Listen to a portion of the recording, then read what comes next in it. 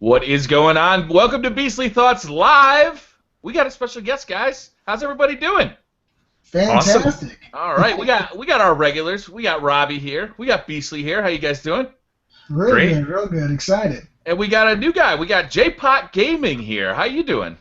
Fantastic, fantastic. All right, so JPOTT, for those who aren't familiar with you, what kind of stuff do you do on the internets? Pretty much gameplay commentaries. Don't really do any reviews or anything, but I do have a wide spectrum of games I like to play, whether it's Let's Plays or just general commentaries. Mainly news. I love getting the news out to people, whether it's current and or controversial. Those are my favorite things. But yes, The Last of Us, Destiny, and Rocket League. It's got a piece of my heart. It really does. Somehow, something so simple and free has stolen my heart. Yeah. So it's amazing that this game came out for free. I know it's going to suck it down hundreds of hours of people's time. So far. I've been playing this as well. I know that Beastly and Robbie, you say you guys haven't played this. It's PSN's free game right now. So if you're I have it downloaded. I just haven't started it yet. So if you're a PS Plus member right now, you can download this for free. And basically, would you describe it as car soccer?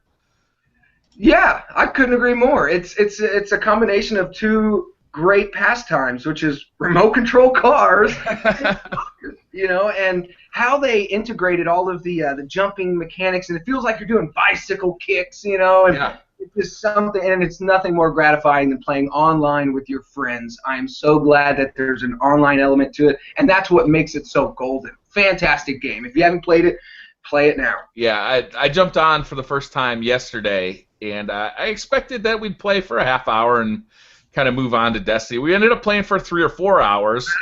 And at first you're kind of like, this is fun because it's stupid. And then you start to realize, wait a minute, there's a little bit more to this than what I initially thought. Like, you can actually control the flips. You kind of got to get the timing down. So, the ball is bouncing up in the air, but for the most part, you're locked down to the ground. You can drive up on the walls, and you can jump your car. And if you time it just right, you can actually boost. You can jump and then boost to kind of rocket yourself up in the air as well. So there's all these timing and there's like all these kind of maneuvers, and you find out quickly if you play online that people are good at this game. So there is depth there, and it's just ridiculously fun. One of my favorite touches about the game is that when you score, the ball explodes, and if you're anywhere near it, like, the game is just pure fun, and it's free right now on PlayStation Plus, which I think is awesome. Can't beat that. Cannot beat that. Beastly, what have you been playing? Beastly? Robbie, what have you been playing? If you guys see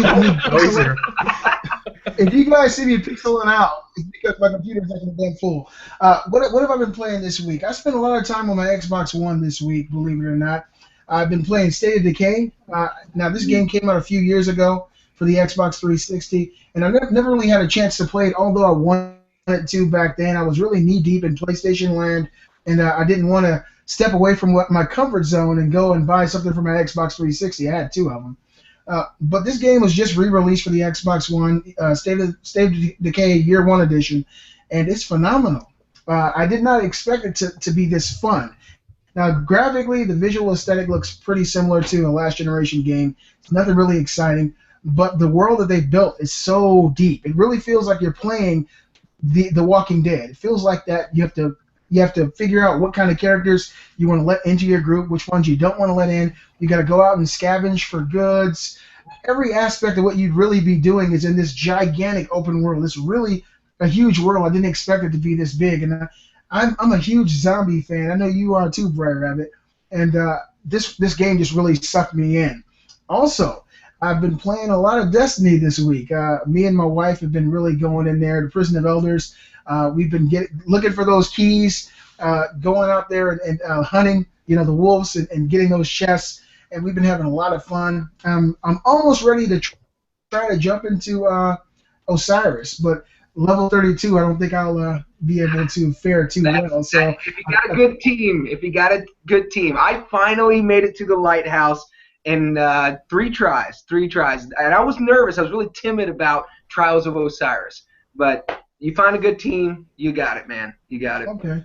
Well, I know for a fact that the guys here, and yourself included, I really haven't seen you do too much Destiny, but these guys are some of the best out there, especially Briar Rabbit. He is the Destiny guru, so I'm looking forward to doing it. Kate's been wanting to try it, so hopefully this week we'll get a chance to jump in there. Briar's really been on my ass about getting to level 32. So, I wanted to, 34. now it's 34, damn it. So I'm looking forward to doing that, and I definitely want to play this new PlayStation Plus game. You guys mentioned that, but I've been hearing a lot of people online and on YouTube and friends talking about this game and saying it was like their favorite game right now. It's so much fun. Listening to you guys talk about it today, it's really gotten me excited and anxious to play it, so I can't wait to give that a try. But yeah, that's what I've been doing this week. I'm going to take you on, buddy. All right, I'm down. I'm looking forward to that. And like I said, my Xbox One hasn't really been getting a lot of play. I also spent a little bit of time with Sunset Overdrive, and this is my first time trying this game. And wow, it's amazing. I did not know that it would be as much fun as it was, and when you see videos, you don't know how big the game really is. It's a huge open world with so much to do. The character models are pretty amazing, and I'm excited to play some more of that too. I probably got three or 4 hours in on that, so it's been kind of an Xbox week. You guys know PlayStation's really been pissing me off the last week or two. All of us here. The PSN network has been really spotty. And these guys will tell you, I'm a PlayStation fan to the death. I know you are, JPOTT, too. But as someone who owns all these consoles, I own them all, so I have to expose the truth. And I'm not going to say PlayStation's so great and Xbox sucks ass. When Xbox is doing well and PlayStation is screwing up, I'm going to just tell the truth. And PlayStation Network this week has really gotten on my nerves, so I've taken a step back and really enjoyed my Xbox One, and I'm happy I did. Well, speaking of the spotty issues with PSN, not to change the subject, but the subject is controversial. PSN, they need to revamp. They need to do something. And now I'm seeing on Kotaku and a few other Polygon these websites now petitioning called, what is it, #BetterPSN? Yeah, it's a website. Yep. I've just been seeing that recently, and I think it's a great movement for these people, because Sony's not going to be concerned about the issue until something, the impact of the consumer, because we are paying customers now. PS3, it wasn't a big deal because you didn't pay for it, know, and with the Xbox 360, I commend Microsoft because they always had solid connections all the way to the 360, and I mean, they really have that going for themselves to this day. And it's a shame now that we're paying for a service, a premium service considered, because of the free games and stuff. And yeah, it's a kick in the ass. It is. It really is. The balls, man. Just be You gotta look at the core competency of each company, though, and of course Microsoft is going to have a better online service. Like, of course they are. Sony's heritage is VCRs and TVs. Walkmans. Microsoft's heritage is operating systems, servers, and networking. Of course, they're going to have a better online service. As far as the reliability. But part of the issue with the PSN is that they just keep getting attacked, and there's not a whole lot you can do about that except just throw money at the problem. Just buy more and more bandwidth and more servers. And I don't think Sony's really in a position to do that right now. Yeah, they're definitely having financial troubles. I don't know if this is going to go away anytime soon. Well, I think if there was any facet of Sony's enterprise they spent money on, it's PlayStation. That's their most profitable avenue of revenue right now. Right. And I'm wondering right now, I don't know if you guys have heard about it, but as JPOTT said, a group of people on Reddit have actually come together and formed their own website. It's a whole community. I think it's called Make PSN Better. I actually covered this on my channel. I thought everybody left Reddit last week. That's right. Yeah. Yeah, that's a totally different story. But there's a very vocal community of people who are really upset about this, and I agree with JPOTT. As someone who pays a $50 premium annually, a lot of people say it's not a big deal when PSN is down for an hour or 2 or 3 or 4 hours, but when that's the only time you have to play during that day, it really pisses you off. Exactly. It's an inconvenience. It was worse, I think. Was it December when it went down for about a week, right? Around Christmas? The Christmas attack. Yeah, that was awful. But, I mean, how do you blame Sony for that? You know, they built a reliable network that got attacked. Yeah. You got to blame the attackers. Mega Man comes to save the day, you know, and that's what really upsets me is now these cyber terrorists, I think is what they're deemed, now they know that they can get anything they want. Mm-hmm. Now you just made the problem worse, Mr. Mega Man. You rewarded them. Essentially, you rewarded them for their cyber terrorism, and now it's going to get worse. And you guys remember a few years ago when PSN was down for months. That was the worst. I mean, I think about Sony's perspective, though. They are losing so much money in that downtime. I mean, there's just no excuses. You've had since then to get it fixed, okay? And it's just, like you said, it's not going to go away. It's not going to go away. No. I think the worst part about this is that Sony has so many people that have moved over from the 360 generation. They're used to that great online connection, and this can't happen anymore, Sony. You're in the lead this generation. You are by far in the lead. You have so many people playing on PSN now, you can't have the network going down this much. It has always been spotty. I was someone who defended PSN through the PS3 days. Like, I love that console. I defended it, but I can't defend this anymore, Sony. This is getting ridiculous. Your network goes down all the time, and I love this system. I want to see it improve. I want to see PSN get better, and as it stands right now, it can't keep going down this much because people are going to get fed up. They're not going to stand for this much longer. You try people's patience so much. Especially hurts us Destiny players, you know, where we can't play at all. We can't play in offline mode. There's no single player. You can't even boot it up because it's an online game. You have to be connected. Robbie, what have you been playing this week? Oh, finally. I've been playing... it's okay. I've been playing Destiny this week. I have been playing Crucible and stuff. When the network has been up, I have been playing on PSN. Mm-hmm. That's pretty much been it. I've been playing Destiny. I really want to get into Rocket League because it looks like so much fun. It is. Briar, there must be like Galahorn 2 exclusive or something in Rocket League for you to be playing it. I don't know what it is, but they pulled you in with that Hawkmoon 2 or something, so I got to give it a try. You know what it is, Robbie? Is that you can play. Here we are back at Rocket League, but you can play with friends, right, on the same team. You can play 2 versus 2. You can play 3 versus 3. You can play 4 versus 4.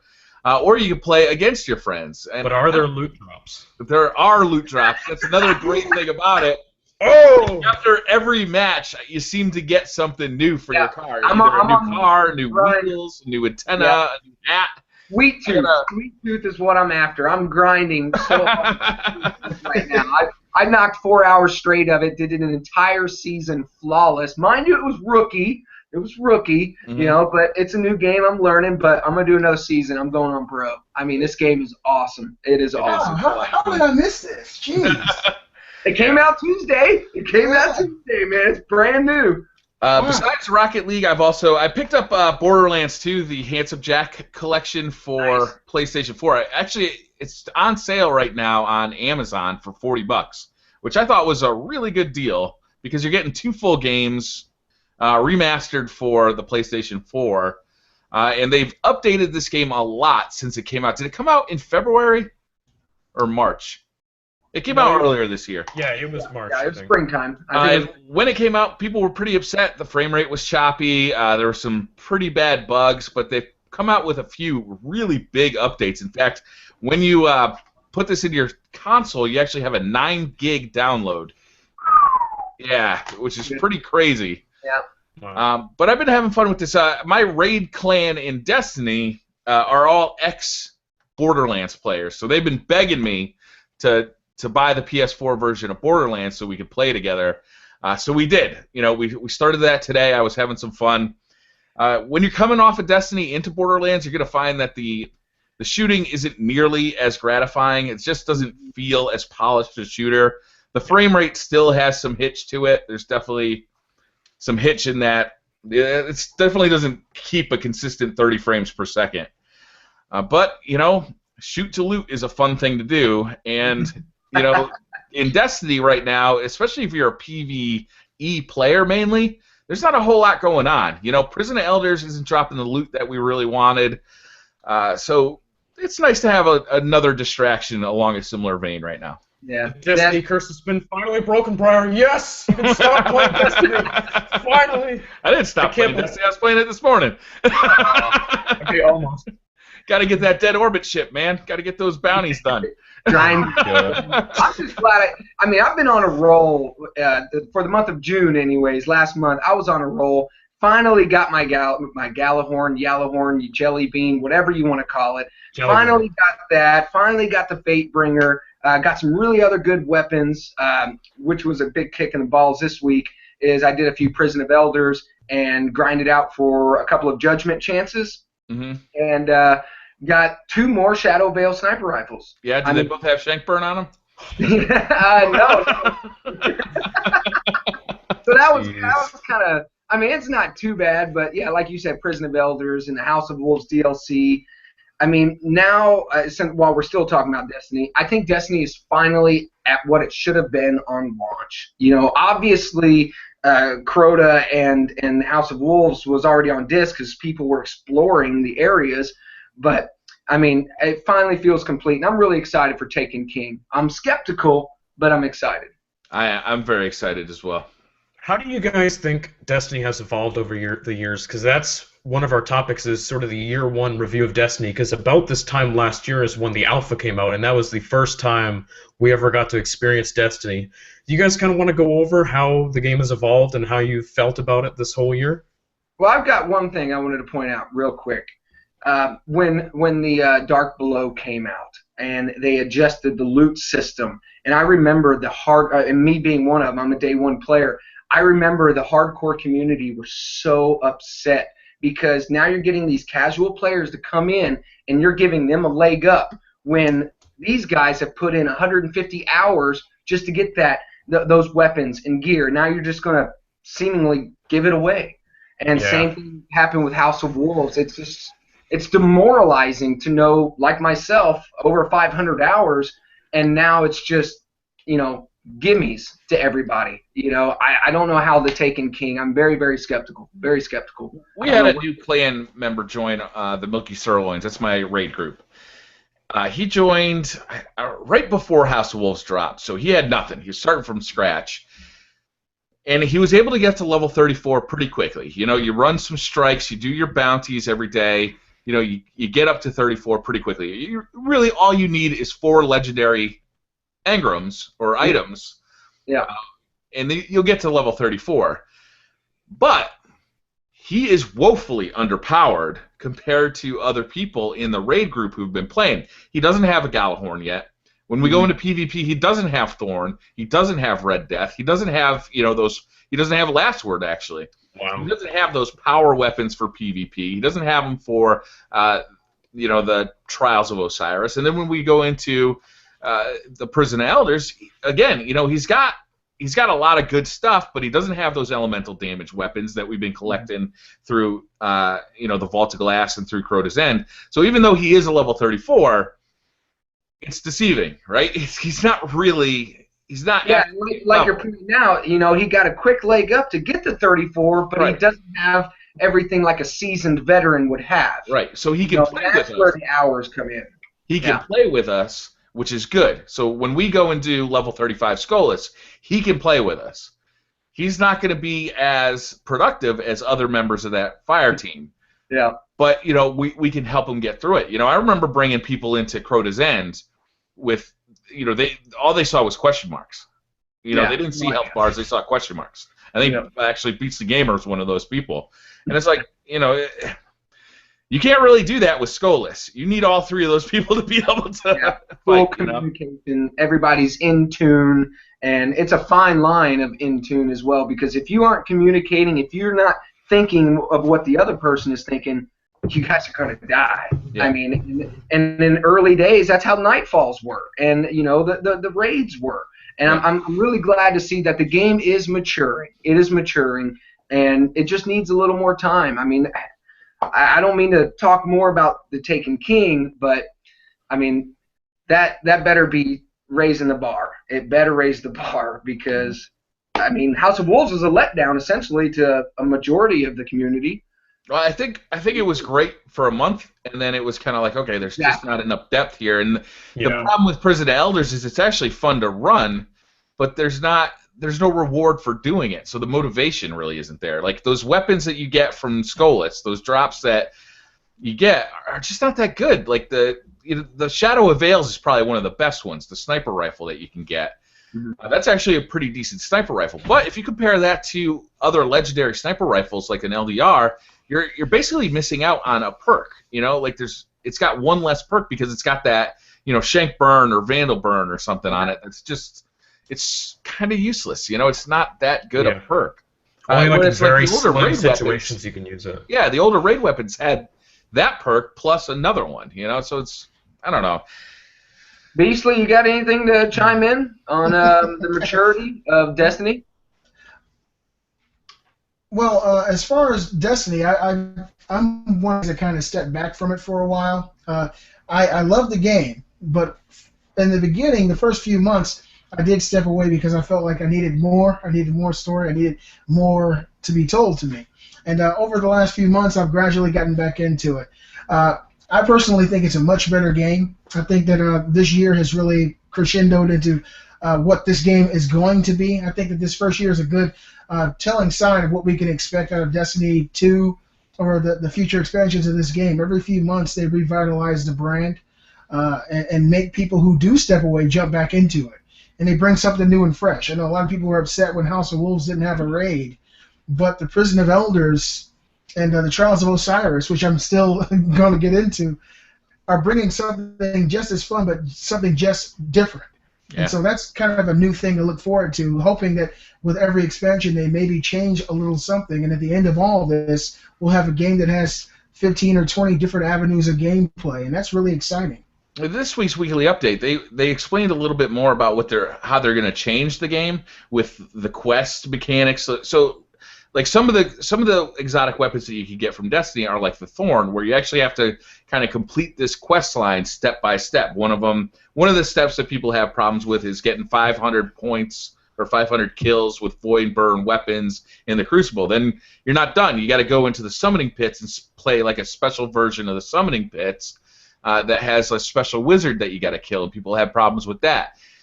They're actually going to take that kind of quest line and move it forward so that most of the guns, I think, are going to be obtainable this way. So you're going to have a story behind these guns, as opposed to just getting a randomly dropped Hawkmoon, which a lot of people aren't going to remember how they got their Hawkmoon, right? They might remember that they were excited, but was I in Crucible? I can't remember. Gorgon chest. Yeah, I can't remember. It's just, I don't know. That's going to be more exciting. Bounties are going to have quest lines. They seem to want to bring more story to the game, more like kind of depth to the game, which I think is very exciting because I think that's one of the things that are lacking. Well, they're claiming that Taken King is essentially a new game. I mean, cutscenes, storyline. You got the Dreadmount. You got new enemy taking factions, crazy, they're tweaking, and I mean, it looked pretty creepy. They look pretty creepy. The game was already creepy at times, but this Taken King, it's a 1.5. It is this bridge, this segue into Destiny 2. They're getting the story up to date, getting all the new gear up to date, but yeah, Taken King, the new subclasses. Not to go ahead and rag on any subclasses, but I'm pretty disappointed with the Hunter. Okay, at just this little bow that that's the most exciting one. Oh, come on, that's the hammer. You love the hammer. Oh man, the bow.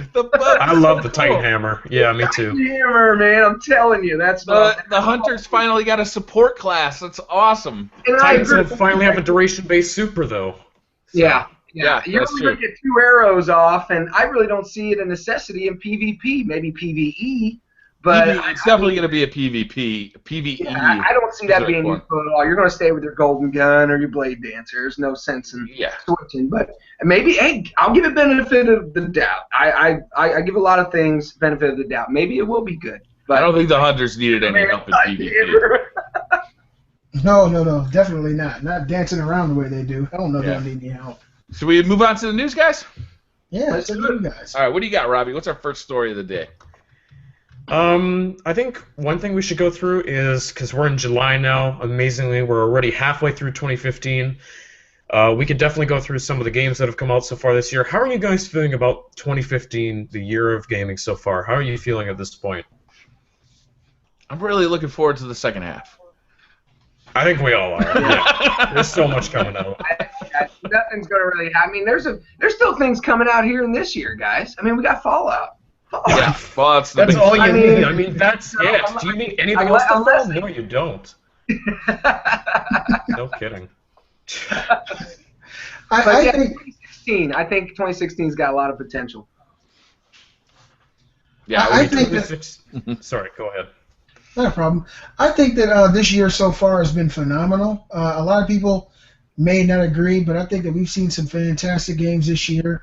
I had a hell of a lot of fun in the first 6 months of this year, and I know that for the remainder of the year, especially on Sony's side, there's a lot left to be desired. But there's a lot of great games still coming out this year. I'm excited, period. You know, as someone who loves gaming across all platforms, but I got to say that 2015, the first half of the year has been phenomenal. There's already so many Game of the Year contenders that I've played, and I could go back and play any of them right now and be super excited because I had a ball with them. I'm still having a ball. So to me, this year compared to last year, already beats last year, and we've only been halfway down the road. So to me, 2015 has been great. I'm looking forward to the end of the year. I'm looking forward to some surprises because you don't let your left hand know what your right hand's doing all the time. So I'm sure we're going to see some things toward the end of the year that we don't know about or we aren't expecting quite yet, and I'm looking forward to those surprises. Especially because 2016 is going to be the year to play 2015's hottest games, as we know, because all the delays. So that seems to be how it is. 2015 was 2014's year, and now it's just all over again. So. And 2016 is 2014's year, the way it's going. Yeah. I mean, it sounds like it's going to be a Tom Clancy 2016. What, they got 3 titles? Yeah. Something like that? You know, the Wildlands. I'm excited for the Wildlands. That looks awesome. That does. Oh my god, that was an amazing reveal at E3. Yeah, I was super excited about that. Any of you guys excited about Ghost Recon? Not really. No? Oh man, it looks cool. Like I'll probably give it a shot, but it doesn't. It's not. It's just. Go ahead. It's not like really. It doesn't get me all tingly like something like Fallout does, or doesn't get you all tingly, bro. The Division. Yeah, tingly fingers. You gotta do the tingly fingers. God.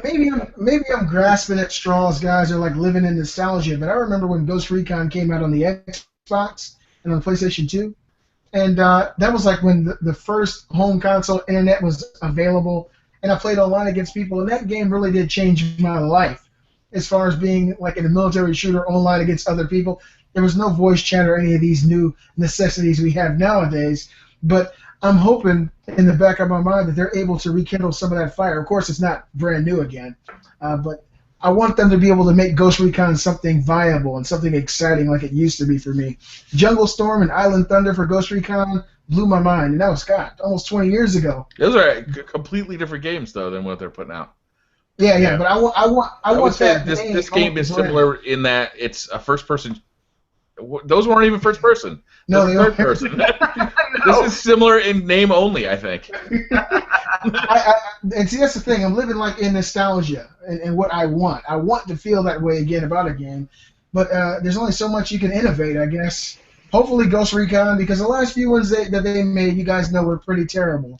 I want Ghost Recon as a brand to be viable and meaningful again for gamers.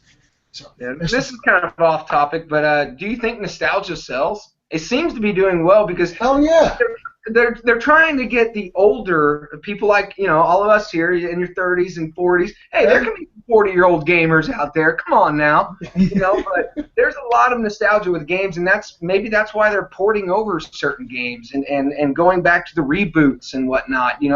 Like the Tomb Raider. I was so excited about Tomb Raider that was rebooted and now into a next generation franchise. Yeah. I'm pumped. Yeah, they did an excellent. That's what was exciting to me was that they actually did a great job with it.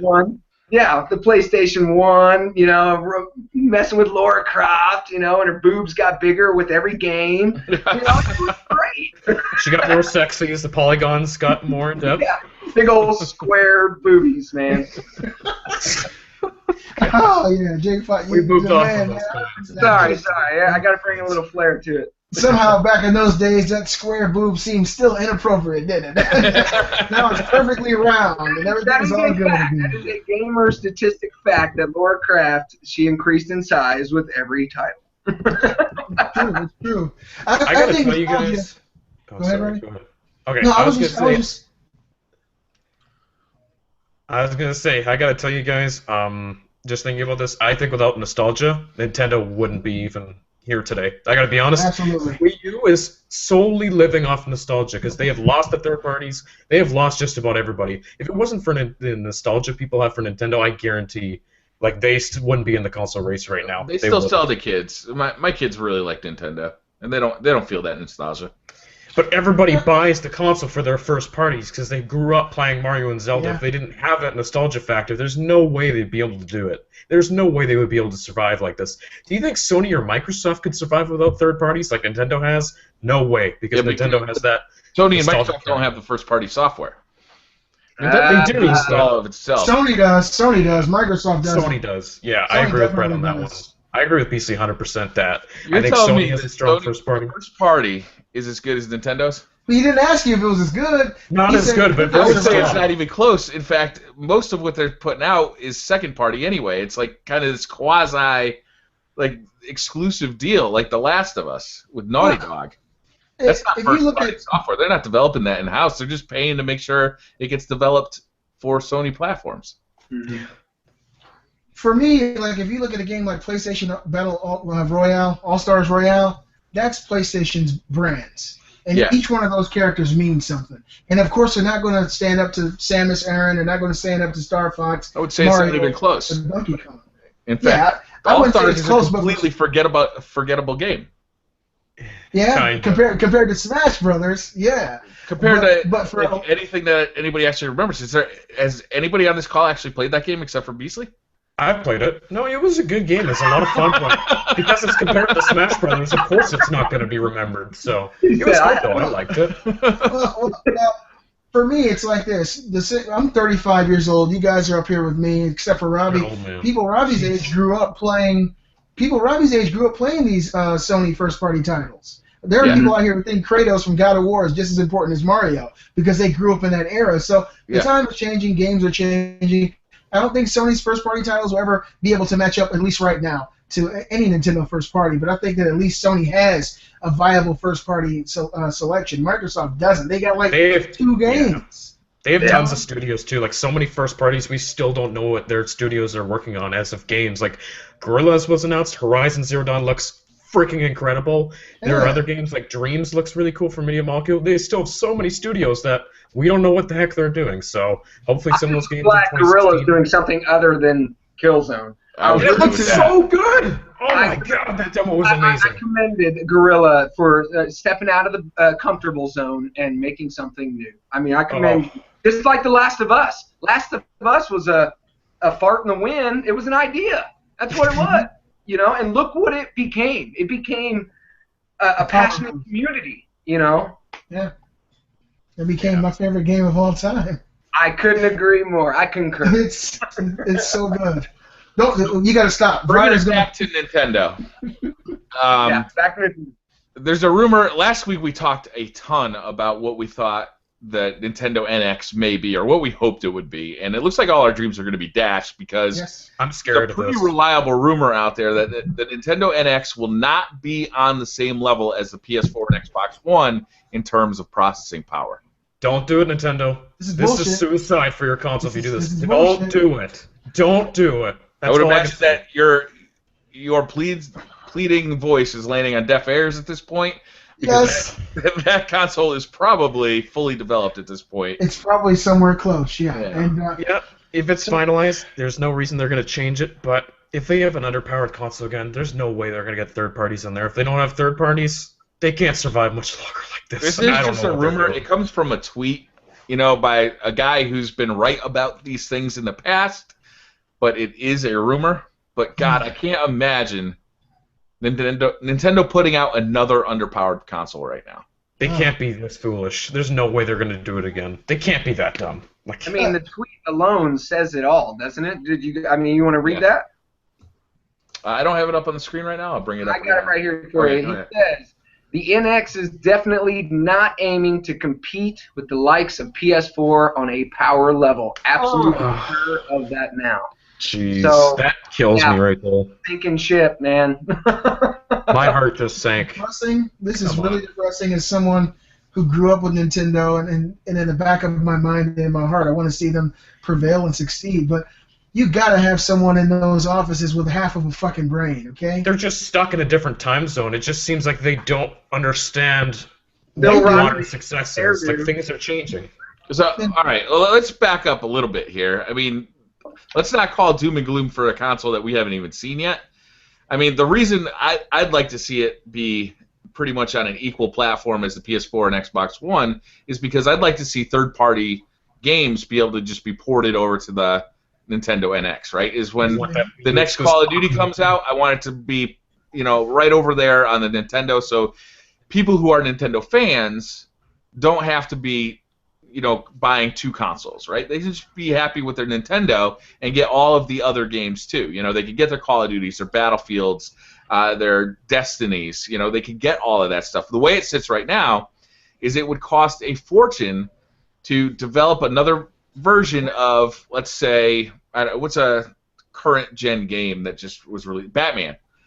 The latest Batman movie or game, to port that down to the Wii U, it just doesn't make sense financially. It doesn't make sense to spend all that money when it's not going to sell. But if it doesn't cost that much, if you're basically just moving the copy over there, maybe then they can start to build that third-party support. Maybe Nintendo can start writing checks.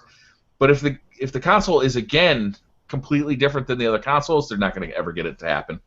They got to write a lot of checks to a lot of third parties. They got to get that Hawkmoon 2 exclusive to the NX. They got to do a lot of stuff. I'm moving over right now. Exactly. See, they got you. They got all the Destiny players. Throw Destiny. Yeah. I mean, but you guys got to think about it. I mean, are they trying to tailor to a new audience by this low-cost system hardware? I mean, what's the console's not going to sell for $500 because it's not in that price range. But there are people out there like China. I was not to get ahead of ourselves. We'll get to that here in a little bit. But yes, I think they're keeping it down because they're trying to tailor to a middle class society. Do you think that don't have all the money for all this expensive hardware? And is it possible they could be tailoring this new hardware to coincide with their mobile offerings in the future as well? That's a possibility. That would make complete sense to me because they're trying to join the two and then create one entity. A whole new genre, a whole new generation of gaming, I guess. What Briar said really resonates with me, though. For Nintendo, for me to succeed mentally, they would have to have hardware that is at least kind of comparable to what we have now. If they don't, it's going to be a dead console. I mean, it's going to be hard for them to continue to survive on first parties alone. They don't have any third-party support. They don't have anyone as far as third-party developers who are willing to work with them. And sometimes it works out like Bayonetta 2, but that still didn't sell enough to make any real dent in the gaming industry. They've got to cut lots of checks. They've got to work really hard. They've got to have hardware that's at least on the same table as the competition. And I like how they word it in a certain way. Nintendo's been doing this for the last few years. We're not directly in competition. Yes, they are. You're a video game console company. They're in competition for demographics. It's one of those situations where if you're in a fight with someone and they're kicking your ass and you're surrounded by people and you look at the audience and say, I'm not even fighting them back. This is not even a real fight. It's a great analogy. That's the truth of what's going on with Nintendo. They got they've got the first parties. They've got the development. Their development has always been top notch, 100%. The games always work. They're always beautiful and they're always fun, right? They need to take some of that and bring it over to their hardware and work just as hard. Bring it to the third-party developers and say, hey, look, we've screwed you in the past. Our door's totally open. Let's start fresh. Let's start new and see what they can do. Because if this is another Wii U, the exact same situation is going to play out. When the Wii U came out, people didn't know what the hell it was, first of all. And then when people realized it still wasn't as powerful as the PS3, or right there on par with the PS3 and the Xbox 360, when we got a whole new generation just getting ready to be born, nobody wanted it. And I just hope that they work this out. There's a lot of people who are really vocal about Nintendo's future, and I want them to succeed, but they got to be smart enough to know when to hold them and know when to fold them. I hope they could pull a Sony this generation and sort of wake up from the PS3 generation, because they realized, like, whoa, we screwed up. We made it way too expensive. We scared off developers with the cell processor. Let's change things around. Let's make it accessible. Let's make it affordable. Nintendo needs to wake up and realize they need to do these things. They have the money to spend on third parties. Spend that money. Get your third-party exclusives. Wake up and get those deals going, Nintendo, because you are not going to survive off your nostalgia and first parties much longer. People are leaving your console day by day. Every console you produce goes down in sales. Every generation, you're less and less sales. You got to change what you're doing, or it's not going to work. This is what they have to change, Robbie. Nintendo fans grow away from Nintendo because Nintendo's games stay in the same age group. It's tailored for younger kids, and younger kids grow up. And when you get done playing Mario or jumping around with one of these childlike characters, and you see Gears of War, you see The Last of Us, or Call of Duty, or Battlefield, you're like, I don't want to play kid stuff anymore. I'm going to move on. So Nintendo has to open up the door for a generation gap. It has to be more than one tailored group. They got to have mature games for everybody on their console this generation. Absolutely. That happens for some people. Some people just want to play Mario forever. Yeah. Apparently. It's perfect. Yeah. All right. So moving on, guys. I'm sorry? I was going to say, what's next? What's on the next topic of discussion here? I don't know what this game is. Ark Survival Evolved has already sold 1 million copies through Steam Early Access. I'm not a PC gamer. What is it? You don't know about that game? Okay, Ark Survival. Okay. It looks... I haven't physically played it, but this is one of the many reasons why I want to own a gaming PC. I mean, I got to play H1Z1, but Ark Survival, I've seen the Funhouse guys playing it, and it's just a primitive dinosaur world, and you just live in it. And it's online implemented, and it looks fun, but just like many other games, it probably looks like it might get boring after a few hours. Yeah, this is the one that's kind of game that you bring your own fun, right? It's like you get together with some friends, and the fun comes from your interaction with other people. Like Destiny. It's amazing that it sold 1 million copies early access. That's crazy. Like, everybody's streaming it on Twitch too. You can see the success of this game. Yeah. It's been very successful. I'm trying to remember. I think now I've seen images of it. This is kind of like DayZ, H1Z1, but instead of the undead, you've got dinosaurs, correct? Yeah, kind of like Rust. Kind of like the forest, yeah. Dinosaurs. Gotcha. There's a lot of games like this, but this one is really popular. It looks fun. I mean, I give everything benefit of the doubt. I'm open-minded to everything, and from what I've seen on the internet here, it looks like a lot of fun. But you have to be with friends. You're not going to play it by yourself. 'Cause I tried that with H1Z1, and that's not any fun. Okay, You got to play with friends, and since we're talking about Steam Early Access. I think this game has a lot of potential, and it has a chance to really make something of itself, especially with 1 million in early access sales. That's a good sign of better development. I mean, I can't wait for it to come on PS4. Let's keep your fingers crossed there. We're still waiting for H1Z1 on PS4. Yeah, we're still waiting for H1Z1 and many other things. But coming 2026. Yeah, there you go. All right, so Ubisoft's Zombie reportedly rated for PS4 and Xbox One in Taiwan. For people who don't know, Zombie U came out for the Wii U. It was, I believe, a launch title around the time that the console first came out. And it was a very foreboding, creepy, post-apocalyptic world where you actually use your gamepad to open up bags, and it's all done in real time. It was a really scary, creepy game. Ubisoft is apparently porting this to the Xbox One and the PS4. Is this something you guys may consider trying out? Now, I'm going to say this personally. Probably not for me. Probably not for me, because I have a Wii U, and I can get it for $8 on eBay. So if I needed to, I could just do that. Now, if they do offer some new perks, new stages, a new multiplayer mode, maybe a possibility. What are you guys' thoughts? If this is a new game, like a sequel, then I'll probably get into it, because Zombie U was really, really good. It was actually a pretty underrated game. No one played it. I really like that game. If it's basically the same game being ported, Nah, I probably won't get into it. Well, to chime in on what you just said, it was a Wii U game, and going back to what we were talking about earlier, Nintendo actually stepped out of the boundaries and tried to make a violent game. You know, I kudos to them because that's not really tailored to kids. It's kind of tailored to the teenagers, the more crowd. You know, but of course kids are playing it, and it sounds like they enjoyed the hell out of it. So from what I've seen, I'm excited. If it comes over to PS4, I'll definitely check it out. That's part of the reason I bought my Wii U, because it seemed like they were getting third parties on board. They were getting these mature titles like Zombie U. That's why I bought it, but they did it at launch and then just kind of stopped. So I hope they do it more with the NX. Like, hopefully they actually continue. They kind of stopped everything with the Wii U. Honestly, after launch, you know, the pulse wasn't even there. It's just no. So the beta for Call of Duty Black Ops 3 will begin August 19th. Who's signing up for that? I'll check it out. Yep. I already pre-ordered the game on both consoles. I'm getting it. It starts on the 24th for Xbox One. Both consoles, Robbie, really? Holy hell, Robbie. It's going to be the 19th for PS4. 19th. It's 19th. Yeah. Robbie, on both consoles. Yeah, I pre-ordered for both because I like Call of Duty a lot. Showing his support. Even though Advanced Warfare completely lost me, I really appreciate what Sledgehammer did. They did a phenomenal job with that game. I just couldn't get into it. The gunplay fell off to me. The axle movement, people were just flying around everywhere. It was too complex. But I love Call of Duty. This looks like a return to Call of Duty for me. I love Black Ops 1 and 2. Love Treyarch. Super excited for this. I am looking forward to playing the beta because if it feels good and the net code is good, I will buy the game. If it feels crappy, I'm not buying this one. the voice of the people. You don't want to pull another Ghost. That's all I gotta say. I loved Ghost. I thought Ghost was a fantastic game. I like Ghost too. It got way too much Warfare felt like a step back as far as online play went.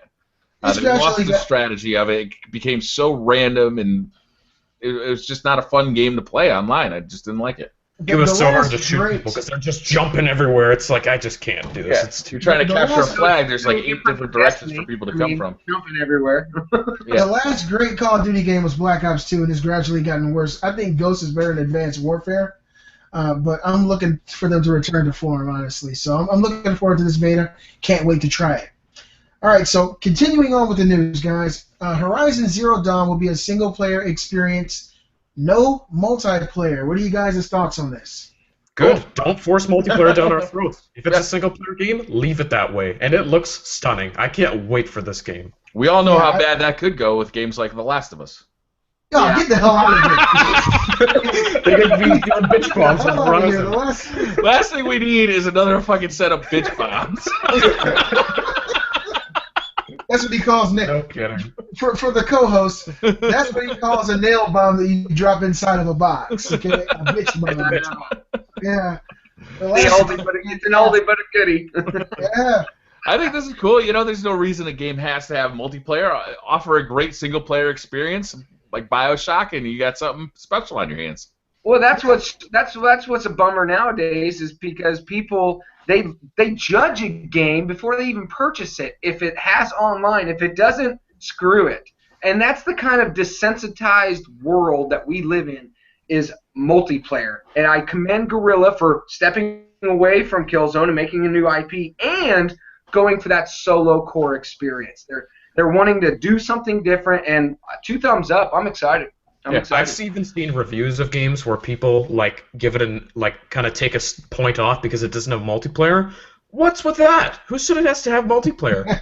That's ridiculous to me. If you think about people who are going to buy a game like every 6 months, multiplayer is important because the value proposition, the dollar per hour, goes way down when you have multiplayer because the amount of time you spend with that game goes up exponentially. So as far as value goes, especially if you have limited funds, you want a game that's going to provide an awful lot of experiences. And an 8-hour playthrough of BioShock, you know, even though it was a great playthrough, doesn't necessarily represent the value that a Call of Duty is, even though you could very easily argue that BioShock is a much better game.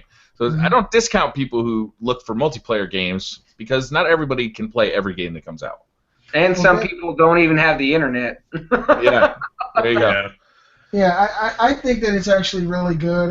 I commend a company that's willing to step outside of the box. Sometimes it doesn't work out too well, the Order 1886, but some games and some companies might be able to pull this off really well. I'm hoping that Guerrilla's able to. For me, they've had issues really crafting stories that have really pulled me in with the Killzone series, and I'm hoping they learn from this. Maybe hire Neil Druckmann or somebody to write for Horizon.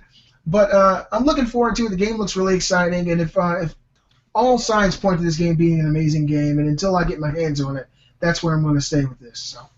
No kidding. The concept looks just so cool. I mean, you're fighting robotic dinosaurs in like a prehistoric, futuristic world. Damn, man. Like, I'm buying that day one. I can't wait to hear how they justify this in a backstory. It's amazing, but it's true. That's exactly what they're going for. I'm excited. I'm excited to see more. Is what I'm excited about.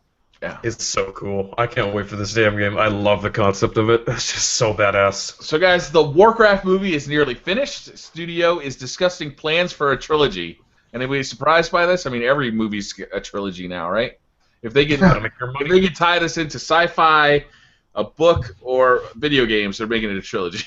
I mean, or TV shows from the 80s. They did it with the Human Centipede, so I guess it'll work with anything. Oh, God. Robbie just threw up a little bit. Nice. I haven't actually seen that movie, but I've watched the trailer for it. No, thank you. JPOTT, are you a World of Warcraft player? I am not, unfortunately, for this conversation. I'm well aware of it. Okay, I've seen it played. I've had the opportunity to play, but I'm just not a PC. I just can't sit there with 3 fingers. You know what I mean? And yeah. Speak the truth, baby. Speak the truth. Hey, I played H1Z1. I probably had 20 hours into that one, and that's a lot of left arrow, right arrow, mouse click. I mean, call me lazy. I prefer a controller. They got the WASDs. Yep. WASD. Yeah, I've never played Warcraft, even though a friend of mine gave me like a 30 or 60-day pass. I just passed on it. But I have played games like Silk Road Online and things like that. But like JPOTT said, I gravitate towards the console experience more than I do the PC experience. I was 30 years old before I even played a PC game with the WASD. So it was too late for me. I already learned how to speak English by the time I was 4. Learning to play with a fucking computer was way too late. And people still asking, they're like, "Why don't you play the PC?" I'm like, these hands don't work with it. I'm past that era. And that's my situation. But I think movies are great, so hopefully the movie's pretty good. Hey, it might make me want to try the WASD. And that's another reason why I've always generated a console gaming is because there's nothing more comfortable than your couch. Yeah. And a big old TV. It's just nothing more comfortable than that. When I started PC gaming, too, it was all about drivers issues and boot disks, and it was optimization problems. It's terrible. Oh, good God. And it's still like that. I actually just installed Windows 8 on my Mac because I needed it for software. I know how excited you were about that. And it's like, you know what? Now that I have Windows 8, I might as well download Fallout 3. It's been a long time since I played it. It's cheap to get on Steam. Can you run it? No, you can't fucking run it. There's a lot of you gotta configure this. You gotta make this happen. You gotta download Windows Live and go fuck yourself. Pull out my Xbox so you can be happy. Keep on PC gaming. The problem is, Briar, that Fallout 3 isn't optimized for Windows 8. Like, I play it on my computer. You have to change the settings, like the service pack. You have to make Windows XP. There's a lot of things you have to change to make it run properly. I know what the problem is. The problem is I don't give a shit. I'll play the Xbox 360 version.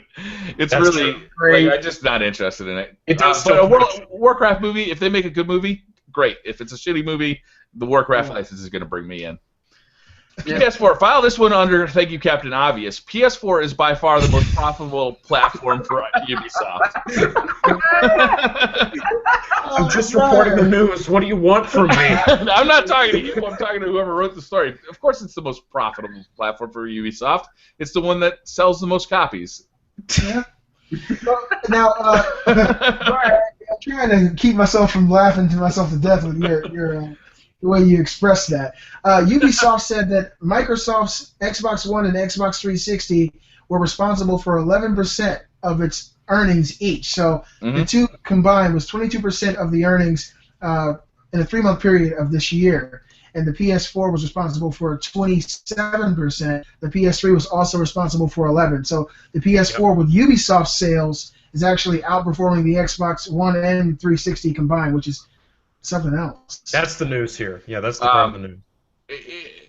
Everybody knows that the I'm Captain Obvious. The Xbox One isn't selling. I thought the most interesting news in this story was the fact that the PC is number 2 for sales on Ubisoft. Yeah, PC gamers can't stand Ubisoft. They constantly are coming out with crappy ports. But the fact that they're selling less on the Xbox One, that's not surprising to me at all. Ooh, and the last little bit of news is really sad for me. As an old gamer and remembering that the Metal Gear franchise on the PlayStation 1, Kojima Productions is officially no more, guys. That's sad. They've been officially their last game. Yeah, and they say it's their crowning achievement. A lot of people in the know in the gaming industry are saying that this is by far the best Metal Gear game. I would venture to say it's probably true, but Kojima Productions is no longer, and now Hideo Kojima is free at last to do whatever he wants in the world of gaming. So I'm pretty sure their headhunter is going to be everywhere after this last Metal Gear game comes out, paying this man whatever he wants. What do you think his next project will be, Beasley? I could see him making a Dance Dance Revolution game. No, I don't know. Solid choice. I don't know. Solid choice. The thing is, when he's been kind of pigeonholed in this situation for a number of years, this espionage, spy, Splinter Cell type of experience, and so for me, I would want to see him to go the total opposite direction. I don't want to see a spy or espionage game. Maybe a little bit longer, a little later down the road. But right now, I want to see him just let his imagination run wild and make something crazy, like he was doing with Silent Hill. That was something totally out of left field for Hideo Kojima. I want to see him kind of let his mind just go to sleep one night, have a couple of drinks, maybe a tab of LSD, then wake up, and whatever he dreamt about is what he should make. I think that would be that would be crazy, whatever that is. Yeah. PT, I was really bummed out. I mean, the likeness of Norman Reedus, and I played it, absolutely loved it. What happened? What happened? I think it all fell apart because of the, a lot of people say of funding or communication, but it wasn't any of that. Because didn't they try and start a Kickstarter? And they kind of turned it down and said, money's not the issue. Okay, so Guillermo del Toro and I think Konami. It's all falling apart. Konami was the issue. Hideo Kojima has been having troubles with them for the last few years. When he decided, at the end of this Metal Gear project to actually walk away, everything that had his name on it, they took it off. I mean, they acted like a scorned lover. It's like if you leave your woman and you go over to your last woman's house and you look outside, you see this crazy bitch key in your car. That's what Konami did. They took his name off of everything that he was attached to. They took his name that off crazy the box ex-girlfriend arts. that wouldn't let go. They took his name off the posters. They took his name off of everything, and of course, Silent Hill was a victim of this divorce as well. So you're saying it was just all vindictive? It was just somebody wanting to be an asshole? That's how it seems. They killed every project that he was involved in, and I think that they could have continued to work with Guillermo del Toro. I think they could have continued to work with Norman Reedus. But I think that the glue that was holding this whole project together was Hideo Kojima. Guillermo del Toro said he and Hideo Kojima had a fantastic work relationship. He tweeted this out. And so I think that the glue that was holding that project together was Kojima, and of course Kojima was no longer, allowed inside the house. His badge was on the front porch. And it was one of those situations with him and Konami. Konami's had a really notorious year for fuck-ups. This is like the ultimate year for Konami fuck-ups. It's like right now, they don't just seem insane. to be interested in making video games anymore. Not like we're mobile used to. games. Mobile games is where they're heading. Yeah, that's what they said. Yeah, what do you think, JPOTT? What's the next step for Hideo Kojima? What's he gonna do next? Mobile. I mean, that if you think about it, money is in mobile devices right now. It is absolutely a lucrative business right now, and people who don't capitalize on it, they're farther and farther behind the curve. Yeah. And I mean, some of these developers are even going to mobile, and it's a shame to see it that way, especially with the fallout of Silent Hills. Here we're talking about a $1 million franchise that could be for next generation, and you want to kill it because of bad blood? I mean, it's terrible. It's immature, if you ask me. I don't know what to say about it. It's sour, very, very sour. Robbie, what do you think Kojima's going to be doing? What's his next project? I really have no idea. I'm sure whatever it is, it'll be crazy. It'll be something really creative. But I think this whole situation just stinks. I mean, I feel like Konami was definitely like Kojima wanted to leave the company. He was saying, "This is gonna be my last game. I'm done. I'm finally done with making Metal Gear." And Konami was like, "No, you're staying. You're making more Metal Gear games. You're making us money." And Kojima said, "I've had enough of this. I'm done." And this whole stink happened. So. It's that crazy ass woman. Look, this. What if he doesn't do a video game at all? What if he does like a anime or something? I could see him doing something like that. He's talking about doing movies.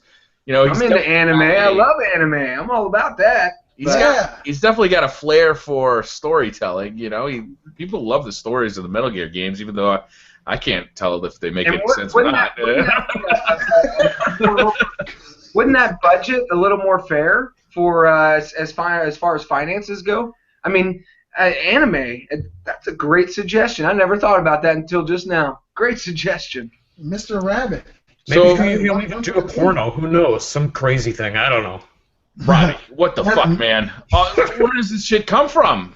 Metal pole soft sour. Yeah, I'm just saying he's crazy. I don't know. You never know what he's gonna do next. Oh, inappropriate, man. Inappropriate. Oh, like we talked about all the time. Okay. Metal pole tossed salad. Oh, that's terrible. That's terrible, Beasley. Come on, man. All right. Should we wrap this one up, guys? Yeah. All right. JPOTT, thank you very much for coming on. It's been a pleasure. Where can people find you? You can just search it in the YouTube search box, JPOTT Gaming. Shouldn't have a problem. I'm the only one out there. So, yeah, I mean, I thank you very much for inviting me on the show. I had a fantastic time. Great. Fantastic time. I'll put a link to your channel, to JPOTT Gaming, down in the description of this video, too, so you guys can find them there. Robbie, what are you up to this week? I don't know. Playing Destiny, making videos on the movies. That's gonna be about it. We'll see. Blank stare on his face. He's like, Rocket League, buddy. Get into Rocket League. Play that, definitely. I guess I wasn't prepared for the question. Just Beasley, how about yourself? What are you up to this week? Come on, man. Well, you guys talked about this Rocket League. That's what I'm going to go right now to play. Yes, sir. Sounds really exciting. I'm going to continue because Kate's like level 19 in The Witcher 3. I hate having so many games to play. I can't stop playing State of Decay. It's got its fingers in me. And I want to play some Destiny. I want to try to get to level 33 or 34 and go to the trials. And I got a great team of people to do it with me. So it's going to be a great week for me regardless. There's games everywhere, in every room. So it's something for me to constantly be doing. So I'm looking forward to a good week of gaming. Awesome. I'll be putting out a new episode of Sharded or Keep It tomorrow on Monday. I'll be live streaming on I got tickles. Wednesday and Thursday on the Planet Destiny Twitch page, so you can check me out there. Other than that, I'll be kind of shooting from the hip. Oh, okay. I can't wait, Briar. I got tingles now. I think that's going to wrap this one up, guys. Thank you very much for watching. We'll see you next week. See you next week. Bye.